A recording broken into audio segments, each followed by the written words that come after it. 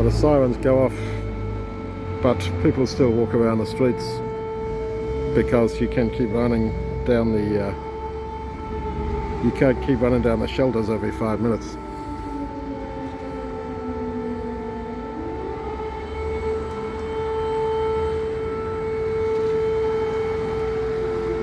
So I do think, the Bible talks a lot about a man's days and that you live out your days and all that. And I think that implies that there is a number of days that God gave to each of us. That's my take. And yeah, it made me a bit kind of whatever, because I do really think that when your number comes up, it comes up. And when it comes up, it comes up. And it's just that the wicked don't live out half their days. Okay, that means that you had a series of days, a number of days you were supposed to live, and all right, God may cut it short. God may prolong your days, as he did with Hezekiah. But yeah, so it's not fatalism. It's not fatalism,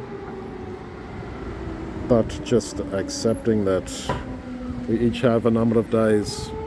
Maybe you die as a baby, as a child. Maybe kick, coughing and hacking your way to 100 years old. God will have his way with us and our lives are with him.